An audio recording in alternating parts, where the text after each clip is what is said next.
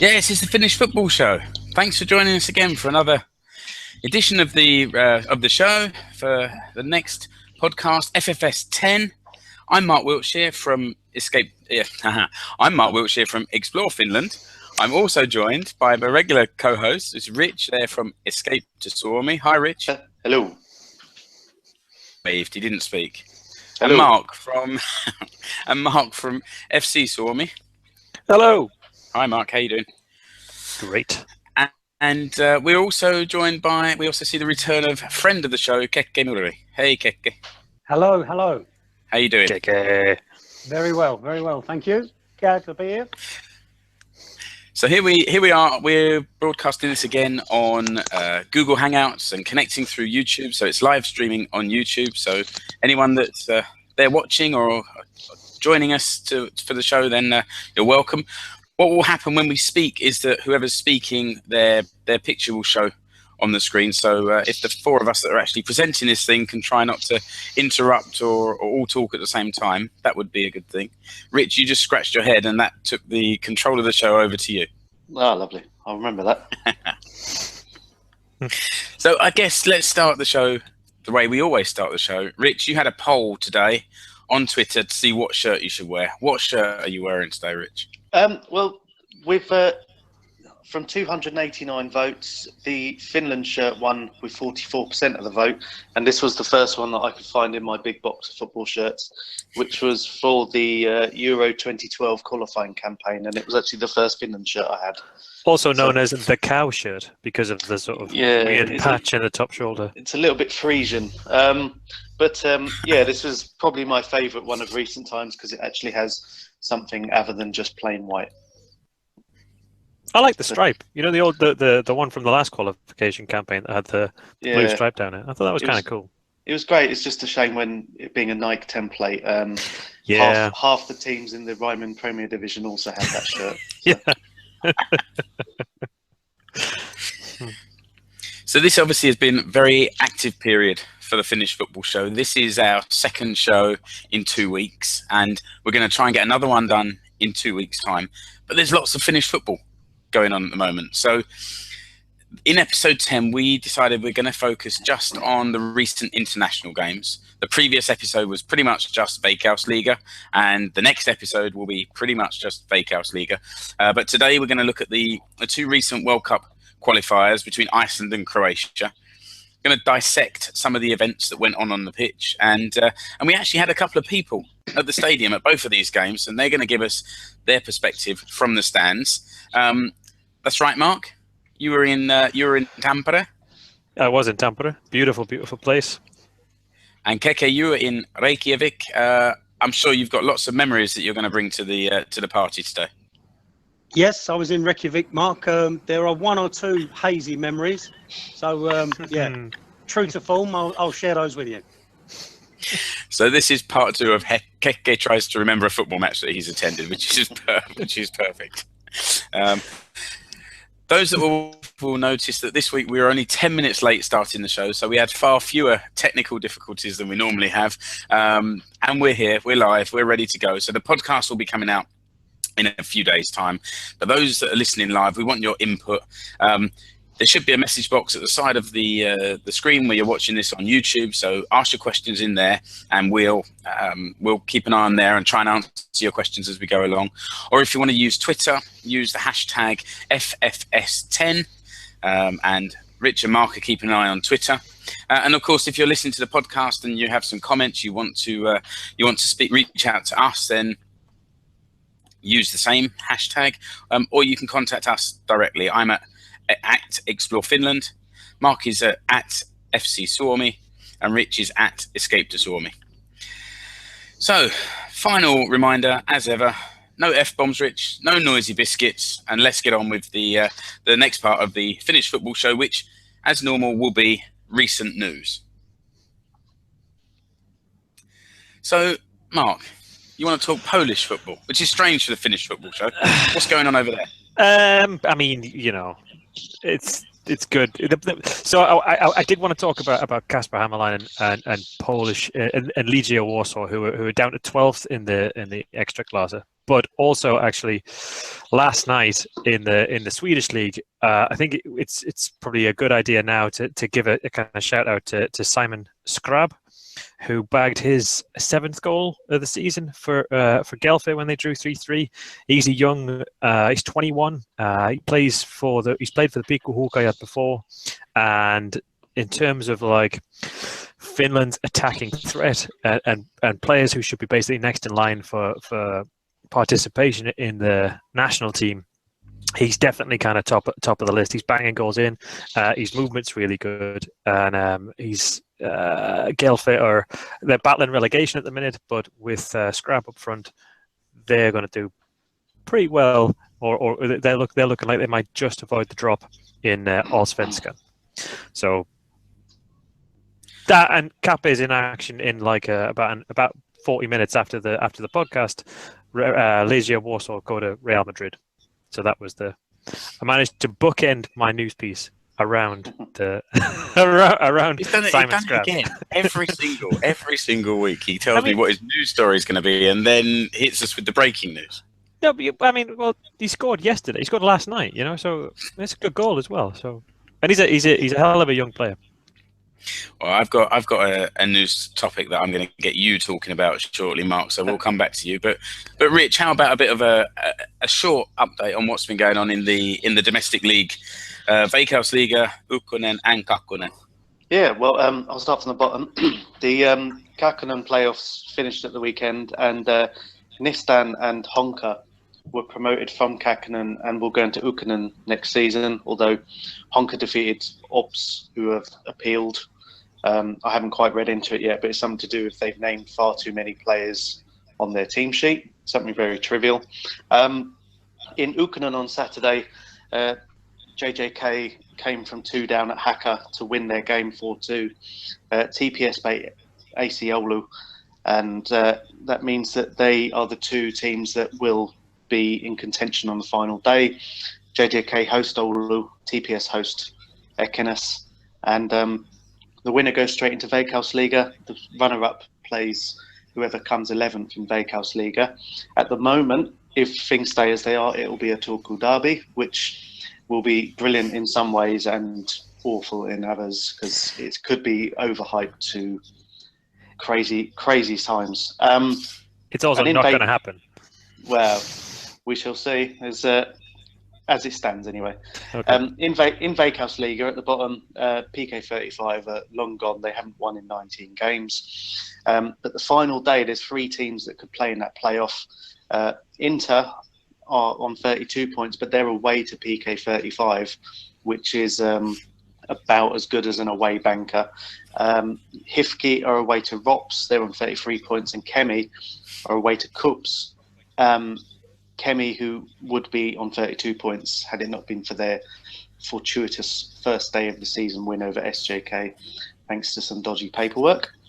But at the top of the table, Mariehamn on 58 points. They just need to beat Ilves at home on Sunday to win the league title. It'll be the first time in their history. The odds on them are 1.3. They've got a goal difference of 14, and all they need to do is beat Ilves, which is easier said than done. In the other game, Hoiko host Asiko. Win for either team. They have to win and rely on Ilves helping them out. Both games kick off at the same time, 1 o'clock on Sunday, and it's going to be pretty tense. Well, that's 1 o'clock UK time, Rich. It's 3 o'clock. Yeah, so kick off over here. Traditional 3 o'clock. Yeah. So nervous times for the hosts of the Finnish football show then, because clearly I've got my Asiko badge on, as I normally do have, and Keke, your team is Jijiko from. Yeah, that's right. I mean, Saturday, I was coming home from me and Rich actually meeting each other in Human World, and checking the scores on my phone, and after 8 or 9 minutes, Jijiko are 2-0 down. All my pals are there, obviously, cheering the side on, and somehow, with their support, we managed to turn it round and come away with a win. So, stay top of the league, and look forward to the weekend now. Yeah, good luck. Good luck to you and Yiko.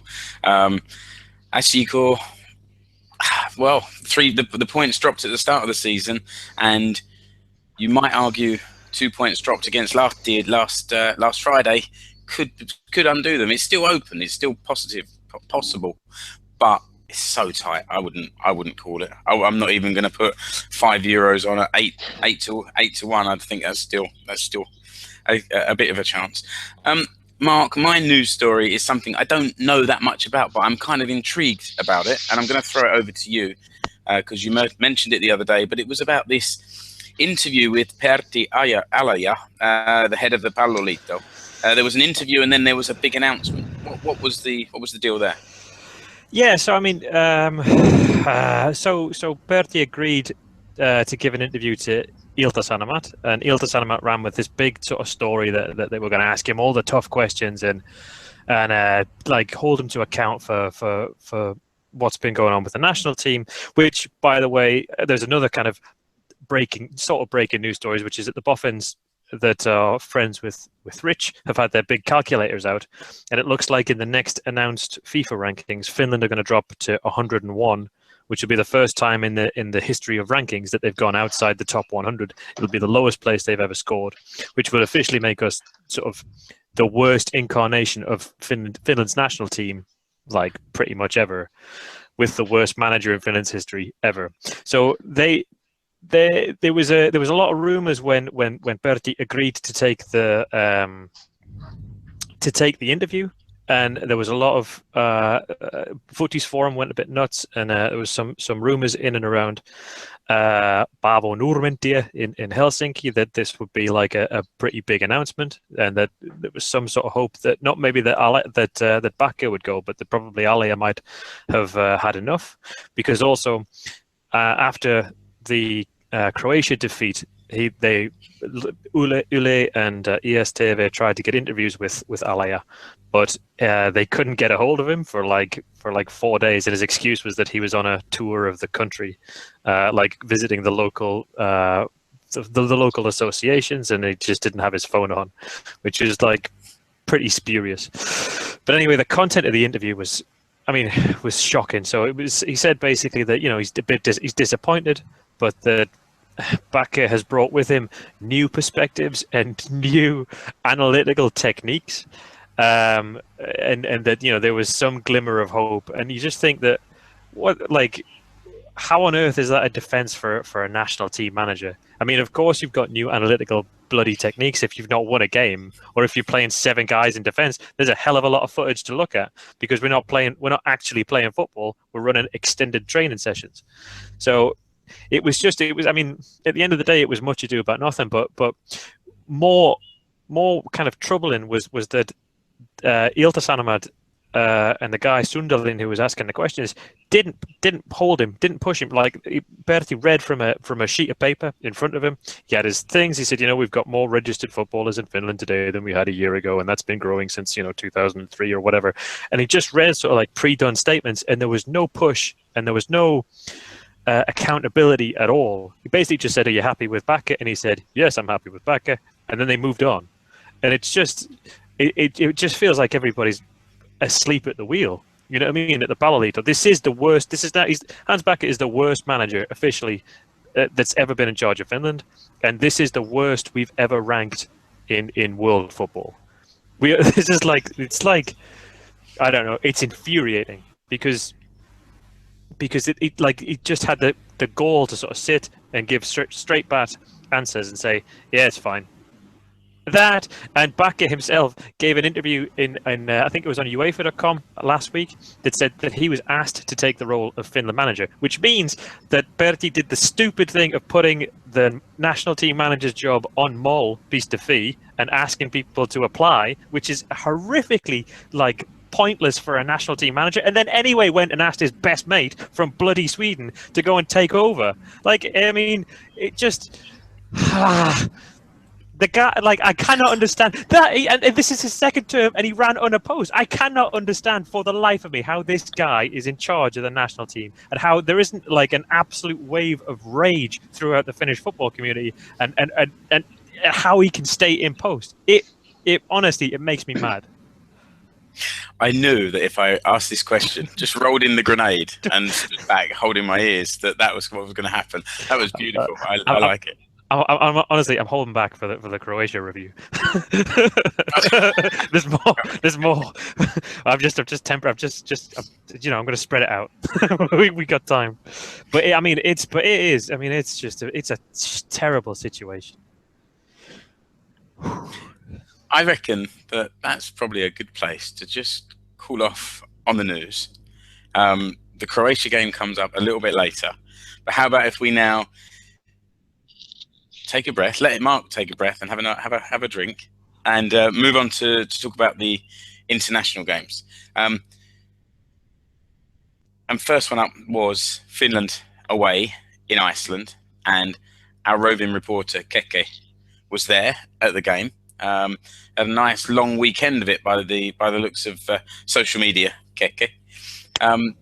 Take us through your trip, and I guess you better start with boarding the plane, because that's where your memories are going to be at their clearest, and then just take us through the weekend as much as you want to, up to the end of the game, if you like. Hold on, I have a question.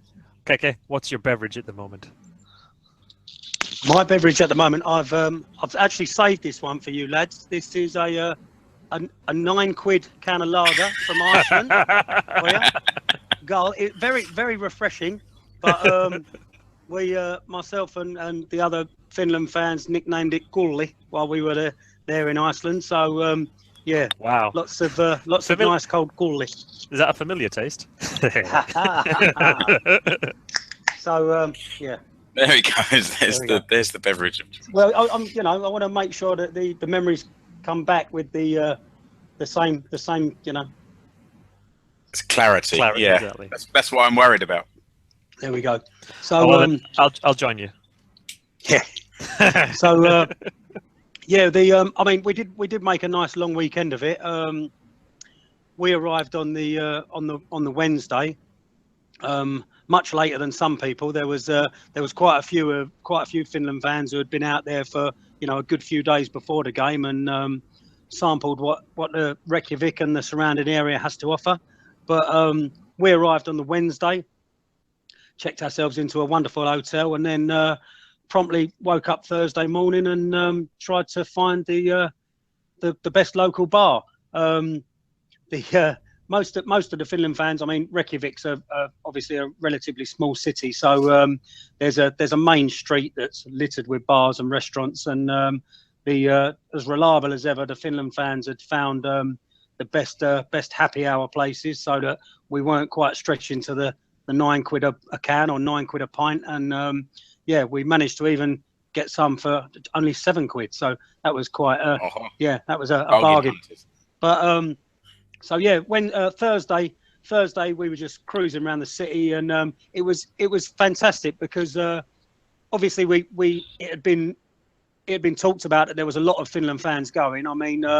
When I first got my tickets, I was hearing numbers of sort of 300-400 plus, and then obviously that kept going. More tickets were released for sale, and yeah, I think in the end there was over 900 of us there. So walking around Reykjavik on Thursday morning and afternoon throughout the day, you just heard Finns everywhere, saw blue and white scarves everywhere. It was really, really enlightening, to see after my trip to Verona, where there was about 20 or 30 of us in the crowd. It was obviously this was a much more meaningful game, but yeah, it was really refreshing to see that a lot of people had made the trip.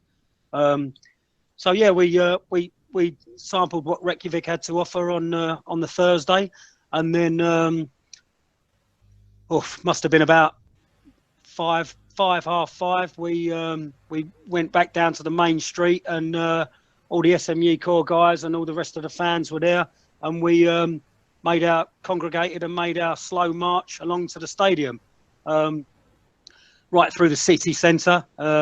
All the obviously Iceland they're right into their football these days, but it was still quite a spectacle for them to see so many of us with flags and scarves and carrier bags full of cans of lager and all sorts of other stuff, walking along their main city street in good voice, singing at the top of our voices. So yeah, there was people out there waving their phones and filming and taking pictures. So we wandered along. I'm not sure the SMU Corps guys realised it was going to be a 45-minute walk to the stadium or march, but yeah, with the inevitable breaks for supermarkets and weeing in bushes, it took about 45 minutes to get there, which amused the police escort. We had a couple of police motorcycle outriders with us, so just making sure things didn't get too out of hand. But yeah, we made our way to the stadium. Beautiful little stadium, really. Not much happening behind the goals, but yeah, the two sides pretty decent. Got in there. We congregated again just outside before we went into the away section, and made sure that we had another big sing-song there, so the Iceland fans really knew we'd turned up. And yeah, made our way to the rather large away section. Plenty of people had their flags, so they was sticking them over the wall and to let the guys know that we were well represented. Bit of a, I don't know if you could call it a local derby, really, but you know, it's Iceland's certainly up that way, so a bit of a Nordic derby, I suppose you could call it. But yeah, we were well represented. So kicked off, and I didn't think we looked too bad. You know, I mean, I was really pleased to see Sauli Väisänen in there. I mean, I thought, and I really thought he was one of the. I mean, I know he gave away the penalty, but I thought he was one of the standout players. You know, he was definitely involved in the build up to one of the goals, and he's playing regularly in Sweden. So 22 years old. I think that's sort of a positive we can take from it. I think he had a good game, but it wasn't quite end-to-end stuff, but obviously, you know, Finland scored a couple of goals, and Iceland obviously equalised, but then we got back on top. And even though, you know, we're sort of, what was it, 65, 70 minutes on the clock, the fingernails are wearing down, and you're sort of thinking, can we hold on to this? But we all know what happened, and yeah, it wasn't quite to be. That first, well, for those that didn't see the game, let's describe what happened. Maybe I think you're going to have plenty to say on this, Mark. But Rich, why don't you just tell people what did happen at the end of the game? Well, so Finland were 2-1 up going into the 90th minute, and it was just crazy, really, the implosion. I mean, Finland had been, it's something you can say, and I've said it before about controlling a game, and it was a game management is the way, but if you're winning 2-1 away from home, they'd spent most of the second half on the back foot. Iceland, obviously, you know, looking to pressure and get some points, but, you know, everyone's focused on the third goal, because the second goal went in, I think it was in the 90th minute anyway. There'd been 4 minutes of added time. And then the third goal, which went in the 6th minute of added time, because the 4 minutes being a minimum, it was, you know, it was all had it crossed the line, had it been kicked out of Hradecki's hands, probably.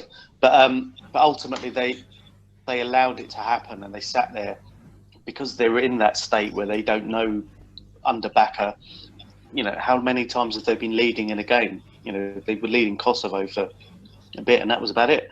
But ultimately, they gave away 2 goals in injury time.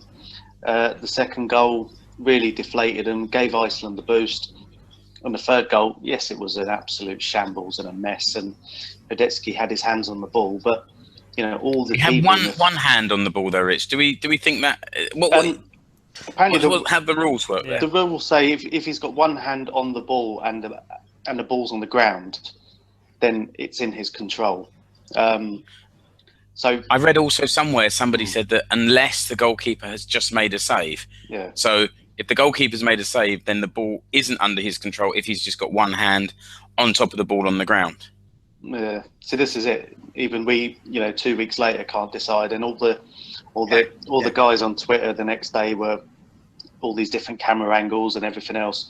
Ultimately, you know, yeah, it's a shambles, but and Moisander chasing the ref, grabbing him by the neck, and Awesome. how he didn't get sent off for that was fantastic. They always change their mind though if you grab the ref. Well, of course, if only he'd grabbed him properly with two hands, he might have turned around and ruled it out. But ultimately, it's a fault of the team and the management for not having the strategy and not getting the players set up to defend the lead, because it's such an unusual thing. And it's not a surprise that after getting the second goal, Iceland went up, bombarded the goal, and eventually managed to bundle it over the line. I mean, that's what actually happened by the end of the game. Sorry, Keke, you were gonna say. Yeah, I just wanted to say that it was, as you can expect, it was around that time that the atmosphere in our end turned a little bit. I mean, everyone was. I think there was obviously anger directed at the referee. There was a little bit of anger directed at the Iceland players. I mean, not that you can blame them. They're desperately trying to win the game, but I think there was also anger directed to our own side. The way, as Rich has touched on there, the way we're 2-1 up in the 89th/90th minute, and we're defending a corner like schoolboys. It was maybe, I don't know, maybe they thought the game was already over, it was already won, but yeah, I mean the way that we'd had the warnings, because the equalising goal was pretty soft, so we'd had the warnings. But having said that, I mean, I read what Mark wrote after the game, and he's absolutely correct when he said, second half it sounded like Bakker just said, right, just try and soak up 45-50 minutes of untold pressure, but we did in the second half. We did manage a couple of breaks. I mean, obviously being a Yi Core fan, I always get double excited when Eero Markkanen comes onto the pitch, and unfortunately for him, he only lasted 15 or 20 minutes. He got a knock. He tried to run it off, and but he was unable to continue. But so he's one of those strange stats where he comes on as a sub and then a little while later gets subbed off again. But he'd already received a knock, but he had a flash chance in the second half. Could have made it 3-1, and I think obviously it's much harder for them to get back from that. But it was just a flash shot that sort of flew over. But about 30 yards out, roughly. Yeah. But I think, even obviously for us who were there in Reykjavik, to come away with that win would have been fantastic. Fantastic for the trip, for the atmosphere. I mean, but I do have to say, I think it would have papered over the cracks, I mean, I thought, like Mark was saying, that this announcement that was coming up would maybe be the end of Bakker or the end of Ayala, and both of them are hanging on, and it just, for me, if we'd have won that game, that would have been the reason for them to hang on. But as it stands, we went and lost it, and they're still hanging on. So it's a bit of a strange one. But yeah, I mean, as I said, 96th minute, they bundled a goal. They bundled the ball over the line or boot it out of our keeper's hands, and it turned a bit. Then there was a few little plastic whiskey miniature bottles made their way onto the pitch, and people were getting a little bit upset. I mean, it was nothing serious, but it was people obviously showing their frustration. The Icelandic police trotted round to our section and were vigorously shaking their pepper spray bottles to sort of warn us to sort of calm down. One poor chap did manage to get so irate that they dragged him out and give him a bit of a talking to behind the bike shed. But I don't think they got the cuffs on him. He was just sort of ticked off and said, "Come on, don't be silly." But yeah, it was. I think Mark. Sorry, Keke. No, thanks. I was going to say, Mark, it ended quite negatively, but especially during the first half, there were a few positives, weren't there? That first half was the best football I think we've played under Bakker, because Iceland didn't look good. They didn't look comfortable in possession, and we very easily capitalised on that. And some of the passing that we had was quite crisp. Pukki's goal was really, really well worked. We'd had it down the left flank, switched it back inside to Arkivo, who threw in just a nice, lovely, inviting cross. Pukki lost his man like a proper striker and planted a really good looking finish into the bottom corner. It was well worked, and it was clever football. And then they equalised after their equaliser was Hradecki missing a cross.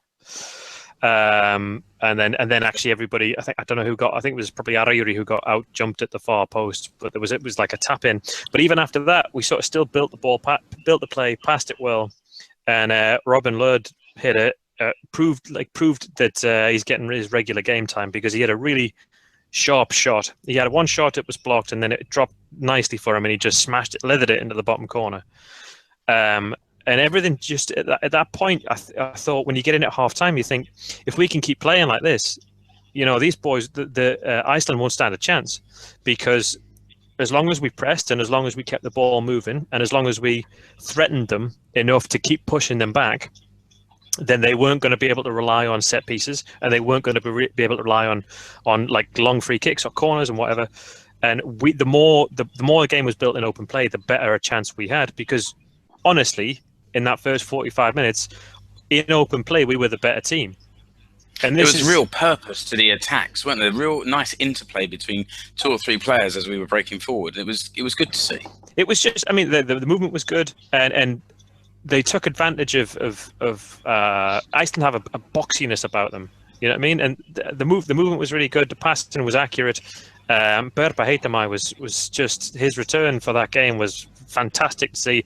And Lurd was sort of like, he drifted around a lot, but predominantly he was sort of like left wing back for a while, and that really, really helped connect the play. So it was just, I mean, it was great, like all over the place. The equaliser that they got was a bit unlucky because Hradecki misjudged the cross. But I thought, honestly, okay, I've been harsh on Bakke because, we drew with Kosovo, and I was thinking at half-time, maybe he was right. Maybe Kosovo were really, unpredictable, and that we've got a plan and this could work. And then, Croatia smashed Kosovo 6-0, and I thought, well, maybe he's not. but yeah, I mean, that first half, I genuinely thought we could make something of it with a sort of 5-3-2. But in the second half, we just stopped. We absolutely just stopped. Markkanen's shot was the best chance that we had, and it was adventurous to say the least. It was a good try, and he's a really good player. He's a lot quicker than people give him credit for. But we didn't, apart from that Markkanen shot from 30 yards in the second half, we didn't create a chance. And I mean, 75 minutes, you had Bukki and a couple of others heading into the corner and diving under pressure. And it's the kind of thing you can sort of justify if you win it, but it didn't fill you with a lot of confidence, because it seemed like to me that Bakke didn't believe that these players could last 90 minutes. One other thing I thought, and it's going to sound ironic, the way the game ended, but we seemed defensively solid. Let's say for the first hour or so. I was quite impressed that there was some quite defending, albeit maybe sort of clearances to protect the goal. But there seemed to be quite interesting stuff going on at the back as well. Keke is right. Sauli Väisänen is a proper player, and his debut was going incredibly well. First half again, really good, really composing the ball, strong in the air, well positioned. Everything was good. I think was it 55 minutes that they won the penalty, something like that. It was about 10 minutes after half time, and I think after that he looked a bit shaky. And I think him and Thomas Lamb, they're both young guys, centre backs, a lot of pressure on them, in a system that's designed to soak up a lot of pressure. That was his debut, and I just think that at that point, after, because he conceded the penalty and it was harsh, and then for about 5-10 minutes he didn't look as confident when the balls came in deep, and I think there was an opportunity to take him off, because he was very composed, very good, very solid in the first half. The second half he started to flag a bit, and he looked a bit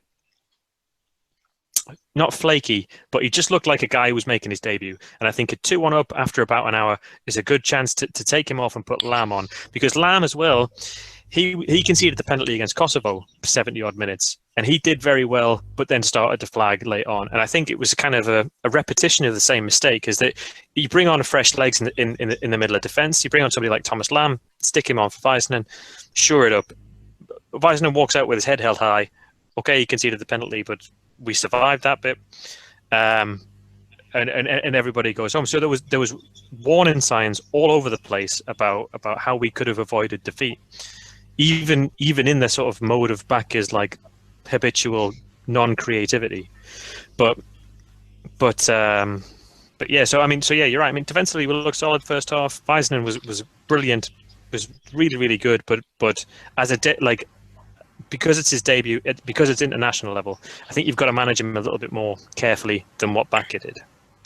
I mean, just to say about the, we're saying we looked okay defensively. I mean, this is obviously controversial, but Luke he had a fantastic game in the second half. He pulled off an absolute wonder double save. I mean, I don't know if you guys saw it, but yeah. But yeah, this amazing double save he pulled off was out of this world. But it's unfortunate that you do have to look at him for the two Iceland equalising goals. The first one and equally the second one.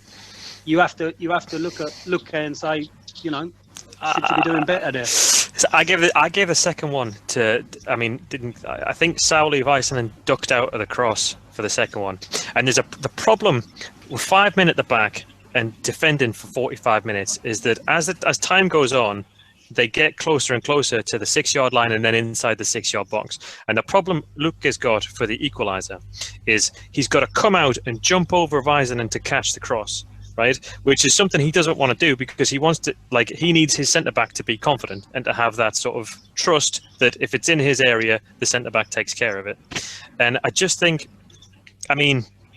maybe I think it's a breakdown in communication between the two because it's right there, but you need somebody to take control of it. Luke didn't come and get it. Väisänen ducked out of the cross, and it was a 2-yard tap in for Kolbeinn Sigborgsson. Yeah. Good pronunciation. What about the one player that was missing? I think we'll come back to this thing about Lukas Radecki in the next game as well, perhaps. But what about the player that was missing? This was a kind of last-minute omission from the team of Eremenko not starting and now being banned from football for a month. Anyone got any update on that? Well, the latest is UEFA have opened a disciplinary case. But the latest that's come from his club, CSKA Moscow, today is that he's not even allowed to train. He's virtually, off the books. He's not allowed any football activity. There's a bit of speculation in Russian media that, this isn't just a 30-day interim drug, issue about a drugs test. They reckon there's something more serious going on.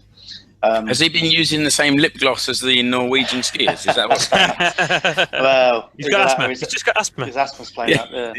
But the speculation is just that it's serious. And in the past, there were comparisons with Sacco of Liverpool when he failed. There were some issues there, and it turned out he hadn't actually failed the test. It was just some discrepancies. But to actually be banned, and UEFA aren't exactly quick at this. They've given it a month. It's already been 2 weeks. They've not even hinted at what it could be. To be honest, I do wonder if it's going to be something more serious. Either it is, pucker performance enhancing drug stuff, or there's something else. I know there's some issues about his transfer, but I wouldn't see why he'd be held to account for that in the way that Emmanuel Eboué was when PK35 were looking to sign him. It would be ironic after Eremenko's performance in the previous international if he was banned for performance-enhancing drugs. Yeah, and the crazy thing is, people talk about it all the time. Football it's not a 100-meter dash. A performance-enhancing drug, it doesn't make your brain go any quicker. It doesn't make the rest of your team on the same wavelength. So, unless it's something to do with improving a recovery or something like that. But, to make it a pucker, the sort of ban that Luis Suarez had for biting, albeit not the same length yet. But this is, this is what they dish out for serious offences. And, I know it's Moscow and everything, but, they're not going to say too much. But this is UEFA. They've had 2 weeks to, they've not even made a statement other than the fact that they are investigating something. And that's it.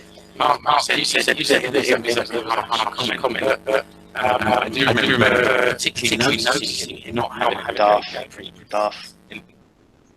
Darth. You gone Darth? Can you hear me now?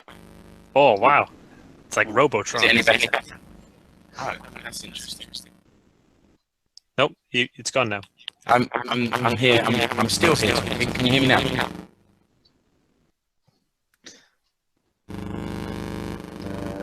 Is that any better? Can you hear me now?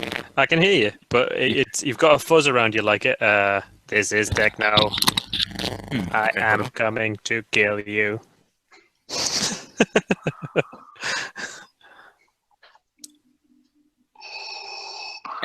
Any better now? Perfect. Perfect. Yeah, that's good. That's good. You can hear me? Yeah. Yep. Okay. Well, then, to give me somewhere to edit from, I'm going to ask the question again. We'll edit that out. Mark, you said that my comment before was harsh, but I do remember Eremenko having a not particularly good game in the previous international, and I don't know, it didn't seem like he was missed from this game. The way that the forwards were all connecting up there. So, I mean, against Croatia, he doesn't. I mean, I think the problem with Eremenko is that he doesn't really fit in a 5-3-2. With the way that we work it, like he doesn't track back enough for one of the midfield three, and he doesn't attack enough to be one of the two up front. He's not fit enough to be one of the wing backs. So it's to sort of shoehorn him into that kind of system. We're always going to look better without him. So it's understandable, but it's a bit odd. Roma's case is a bit odd because if he'd have failed the drug test, he'd be banned for drugs now. They wouldn't need a 30-day investigation period. So if he'd failed both of his A and B samples, regardless of what the justification was, he'd have been banned. Which means that he's probably either got an inconclusive sample or he's failed one sample and he's missed a test, like a follow-up test or a preceding test. So it's like Rich said, it doesn't all 100% add up. Because it looks like it's going to be something really serious, but if it was super serious, he'd already be in the dock. So I guess it's just a case of wait and see. But the timing matches with when UEFA would have run a drug test after the Bayer Leverkusen game. So it's kind of the most likely cause right now. It explains his haircut anyway. Okay, so let's maybe draw a line under the Iceland game and move on to Croatia. So this was at home. Mark, you made the journey up to Tampere. Yes. After the exciting attacking play of the game in Iceland, surely we built on that, built a similar side, and really went for it against Croatia. No, I think we picked 7 defenders. I mean, it's a strange one when because we were walking around Tampere trying to find we were in a bar, and then it was Sunday hours, so they were closing, and then we found a bar that was next to the hotel, so we were there when the Croatia players were getting on the bus, and they honestly looked like they'd rather be anywhere else in the world than in a dodgy hotel in a sort of cloudy, rainy Tampere on a Sunday evening. But when the squad came out, it was seven defenders, and I mean, I suppose the setup was a kind of 5-4-1, and I think what was in back his mind was that in the round before we'd lost in the 90th minute or 96th minute goal, and at the same time Croatia had gone to Kosovo and smashed them 6-0. So Mandzukic and the guys were kind of hot to trot, and I think what Bakker was just trying to avoid was sort of I think he knew that a kind of a humiliation would be the end of him. Like if we'd have lost 3 or 4-0 to Croatia, he wouldn't have been able to survive it. And as it stands, it was a really, really strange game because it was honestly, it was like a training match. for about 75 minutes. In that we had so many defenders on the pitch, and Croatia had such a free reign to shift the ball about, and then they got the goal because of another Hradecki mistake. It just sort of like it was bizarre, an absolutely bizarre experience, because we turned up and literally didn't compete at all, and we just sort of seemed like 1-0. Yeah, we'll take that. And you think, like, we were talking in the pubs before the game, we were all pretty pessimistic, but we did at least sort of like, sharing war stories from Germany games or Sweden trips, and we were saying it can't be. I think the worst sort of living memory trip was when we went to Sweden and we got done 5-0. We went to Stockholm and we were on the boat, and it's a long boat It's a long boat trip back from Stockholm after getting beat 5-0. And that one, and then the Russia game when we lost 3-0 at home, they were the sort of two standout, pretty bad performances. And we were thinking nothing could really be as bad as that. And then after the game, when we got back to sort of pick it apart, we just said this is far worse than any of those, because we didn't try. Like, we got done in Sweden 5-0 because we had the wrong tactics and the wrong players, but we did try to create chances and we did try to take on our opponents. And in this case, honestly, we just set up with 5-4-1 isn't optimistic. It was like 9-1. Pukki on the halfway line on his own, and then 9 guys back behind the ball, just trying to make a physical wall to stop Croatia building the play. And it was just really sort of disheartening and sad. Do you think, Mark, that it was damage limitation from the outset, or were we close to securing a 0-0? I mean, I was nodding off on a Iceland Air trip back to Gatwick at that point. So yeah, we conceded in about 20 minutes, something like 18 minutes, something like that. So when you start 5-4-1 and you concede on 20 minutes, Croatia after that, they just took the foot off the pedal. You know what I mean? They kept the ball, they knocked it around the back, they pinged a couple of balls through sort of midfield, and they had every now and again, like one of the, I think it was Mandzukic had a couple of chances, and Korluka at one point ran about 60 yards through the pitch, but they didn't really commit men forward, because they already had they had 3 points, and they knew that they were pretty solid on it. And you would expect, so 20 minutes we concede, Croatia sit back. It should take you 5-10 minutes to make a decision to say, okay, let's put more men forward, let's change the system, let's change the style. And we didn't. We got to halftime, didn't make a change. We got towards the hour, didn't make a change. We had a couple of free kicks from about 40-50 yards out, pinged them into the box, didn't really get any change. Barayuri every now and again won a header. Nobody else was on the knockdowns. And it was dealt with really well, or really easily by Croatia.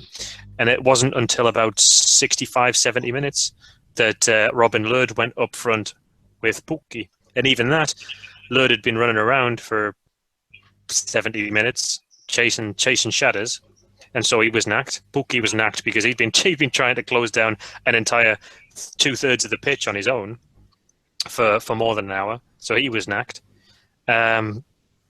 And there was still no build-up play. There was still nobody getting anywhere near to support them. And we had Nicholas Moisander in the middle of the pitch, just looking like a centre-back, a guy who's been playing centre-back for 15 years in the middle of the pitch. And he managed to get himself booked and banned from the next game. And when that happened, I just sat there thinking to myself and wondering what I had to do to be able to miss the next game as well. I don't know. How can I get banned? I mean, it's gonna. I mean, this is the classic thing, right? Because now we've got to go to Ukraine.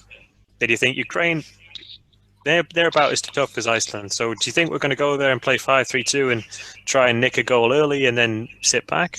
Or do you think we're going to go there and stuff 7 defenders on the pitch and try and get a 0-0? And neither of those two things are a particularly good option. And if I think about, we went to Holland and we got beat 2-1. Forsell scored from a corner. And we went to Germany, drew 1-1 back in the day. Like we went to Poland and won 3-0. We like this. At no point in the last 20, 30 years have we been in a situation where we put so little faith in the players that we don't go and play football. So it's genuinely a first. Even Mix, I can't believe myself saying this, but even Mixu, when he went to Northern Ireland and to Hungary, it was pretty terrible, but at least it was combative. It was hardly ever going to work. Spain worked. Gijon worked. I mean, it wasn't a Christmas tree. That was actual football. Probably the last time Mixu played actual football. But even the sort of dark days of Mixu, you look and think, wow, I never ever thought this could happen. Do you know, I really didn't enjoy this international break. I watched Finland on Thursday, England on Saturday, Finland on Sunday, England on Tuesday, and it was dreadful. It was horrible. You've got one team, England, who are supposedly one of these big teams. They mostly in the qualifying play against smaller teams that pretty much just defend. Pretty much, Slovenia less so, but anyway, they just defend, and England aren't good enough to break them down. So you watch an hour and a half of this huffing and puffing and sideways football, and nothing really comes of it. And then you go to the other end where you're supporting Finland and willing them on, and they're one of these teams that just sits back and defends and waits for another team to huff and puff against them, and it's horrible. And I almost lost the will to live, and I'm seriously considering not bothering with the next round of England games, because they've been doing it to me for much, much longer. And the only thing keeping me going is the fact that I might be able to sit and find somewhere to watch the England-Scotland game with my girlfriend and just watch this battle on the field. It'll be like ice hockey without the protective gear, and it won't be good football. I mean, even that, we're not. Finland aren't a combative team. So even by that standard, they don't. There's not like we dived when we were in Iceland and we wasted time, and we didn't we don't lunge into tackles. Arayuri is good value. Although, I mean, if you think about it, so you've got 7 defenders on the pitch, and then it was Ring, who I cannot understand how he continues to play for Finland. Lurd, who is brilliant, and Pukki, who has been finding form, but was just left with an entire pitch to attack on his own. And in that sort of setting, those guys on the pitch did well. So those players actually played well. They ran well. They kept their position well. They passed as much as they could in their own half very well, and they kept Croatia at arm's length. So the defensive job they were supposed to do, they did relatively well under very little pressure, it has to be said, because it was kind of like a training match. So you can't fault the players, because if you look at so Pukki's up on his own, right? So he's our only striker with 7 defenders on the pitch, which means that Hradecki picks up the ball and bowls it out to him, and he's about 10 yards inside his own half, and he looks up and he's got 60 yards to goal, and he's got 4 defenders in front of him. Lionel Messi couldn't do that. You couldn't give that pass to Messi or Ronaldo and expect them to go and turn over the game. So it's mind-boggling that anybody could Scotland got loads of crap for 4-6-0. You remember when they did? They were the first team at international level to not play a striker. I cannot believe that Hans Backett is not being posted all over places like 4-4-2 and Football 365 as the sort of the devil incarnate of football tactics, because it was honestly just stupid. Sorry. And then a few attacking players came on towards the end of the game, and the man of the moment, I guess, Robe Riski, who you've got a bit of a soft spot for.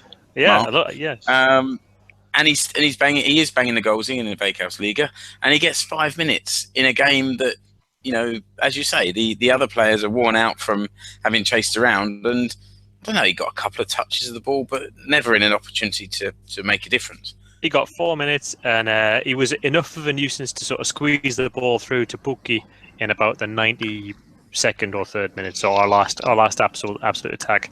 But then Pukki put his foot in the wrong place, and then the referee gave a free kick. And that was as close as we got. That was as close as we got to scoring. I mean, we didn't have a shot on target against Croatia. We didn't have a shot off target against Croatia. There was a couple of headers that got blocked, but there was literally no attempts at goal. And you just think, you know, and then Alaya comes out yesterday and says, yeah, it's all fine. His analytical technique is amazing. Mark, how was the atmosphere in Tampere? I mean, did any of the fans give Baka or Ayala any pelters? I mean, we had in Reykjavik we had a sort of 10-minute burst of Ayala Ulos. You know what I mean? And so I mean. And Genghis Khan. How have we not covered Genghis Khan? That was fantastic. Yeah, that was absolutely fantastic. So. So Alay Ulos was there, and Baka Ulos, Lisa Ulos, all of the usual chants. But I mean, so Pohjois-Kare was there in about half the size it would usually be in the Olympic Stadium, and then there was a fairly significant Croatia population dotted around the ground, a couple of flags and a couple of pockets, and it was just the worst thing about. I mean, in the stands, because of the setup, it was we were sort of angry and fired up until Hradecki's mistake, and then it was just genuinely apathetic because there wasn't enough action to get the crowd going in either direction, because Croatia honestly, it's the look you recognize. It's Wednesday night, cold Wednesday night football. You know what I mean? It's the game you don't want to play, and you just sort of short passes, short interplay, back to the keeper. Not like nobody wanted the ball on the Croatia side after they went a goal up. There was honestly, they would have been there for the taking if we'd have tried to attack them, because nobody was interested at all. But yeah, I mean, the crowd, good, cheered, good support, pretty noisy. The Ratina doesn't have any kind of roof, so the noise sort of dissipates out. I drove past it the other day, Mark. It doesn't really have any walls either. No, it's a classic. It's one of those classic Soviet stadiums. I think it's from the 50s or 60s. It's kind of cool, but there was in the pub afterwards. You got angry when you think about the fact that we just didn't sort of compete. But when you're in the game, when you're trying to focus, you try to sort of support the guys and try and help them do the best. I mean, I think the players definitely need our support. The players and the team need our support. I think we're all unanimous in that. And the guys from Pohjois-Kare, I think they're unanimous with that as well. Otherwise they wouldn't keep going, would they? But everybody is also unanimous in the fact that these two idiots have got to go. They've got to go. So I mean, do we have any answers? Are there any answers, managerial wise or Palalito chairman wise? Or do we just keep rolling along? Yeah, well, we've been over that one, haven't we? Yeah, under Rive last year, in the last campaign, 4 games, 2 draws, 2 wins. It wasn't sexy football, but it was combative. It was built around Arayuri at the back, Pohjanpalo and Puki up front. We got results. I know it was the wins we got were against Greece and the Faroe Islands, so it wasn't against top draw opponents.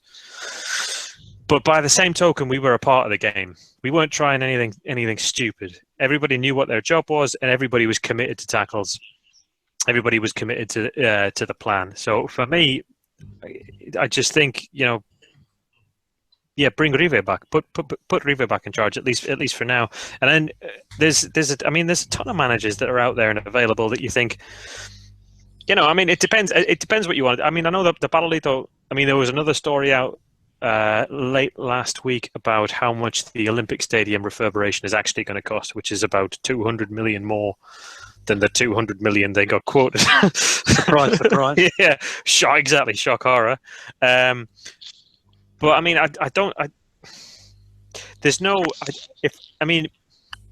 if you look at Hans Backe in his career, he's just not somebody you'd believe in. No. You give him a chance. You give him the opportunity to do something. And I mean, actually, Hradecki again. So Hradecki, after the game, faced up, manned up, and went in front of the cameras and gave an interview after he screwed up, cost us the goal that cost us the game. And they talked about it and all the other stuff. And then the last question that the guys asked was, "So what do you think about a lot of the times in the game you threw the ball long to Pukki? What did you think about our Finland's attacking game?" And he just looked at the camera and went, "You'll have to ask Bakke." You know what I mean? You know what I mean? And exactly. So I mean, the players, they're not with him. You know what I mean? They're literally the only guy on the planet that thinks Hans Bakke is a good manager is Pertti bloody Alaja. Maybe we should start to wrap up. We've been going nearly an hour. We've still got some people watching us live, which is great. Thanks to those that are still out there watching, and those that are listening on the podcast. Thanks again for downloading that. The next episode, live recording episode, will be in 2 weeks' time. We'll look back at the final few Veikkausliiga games in a bit more detail than we've touched on tonight, and I guess celebrate the champions, whether that be first-time champions, old-time champions, or returning, reigning champions winning it again. It's all open. There's three teams still in it with a chance of winning, and it's exciting. So in the meantime, you can find Mark's fan page at fcsuomi.com. You've got Rich's website, escapetosuomi.com, and there's the Explore Finland Radio Show.com website where you'll find my stuff. Keke, anyway you want to plug this week? Yeah, sure. I mean, if you want to read my my previous blog posts, they're at kekemulleri.wordpress.com, and look out for the next edition of Stan Fanzine, because I've got a little piece coming out in there too. And we'll put some links also in the show notes for this. They get published on the Explore Finland podcast website, and you'll find all the any links and also details of what we've been talking about today on there. I guess also you. Hang on. Sorry, Mark. So the next time we record, this will be after the Veikkausliiga season's done. It will be. Right. So, who's going to win the Veikkausliiga? Mariehamn. I think Mariehamn. I'm going to go SECO. Mariehamn. I know who. What? Yeah, I know who I want, but I think that they're playing well. They just beat Lahti, who we didn't beat last week. They're playing Ilves, who have still got, they've had a great season. They've still got something to fight for, but they have just lost to Hoijiko. So I guess form suggests it should be Mariehamn, but I'll be cheering my boys for sure. Okay, who's going down?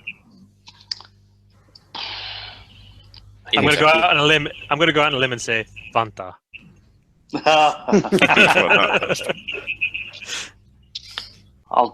I reckon Hifki will drop into the playoffs spot. Okay. Interesting. It's all to play for. I'm going Kemi. So we're very divided there. Inter. Okay. Just to complete this set. What I'll do, I'll put these predictions in the show notes, and we'll review them in the next episode and see. Even now, so close to the end of the season, not easy to predict exactly what's going to happen. We can be like those.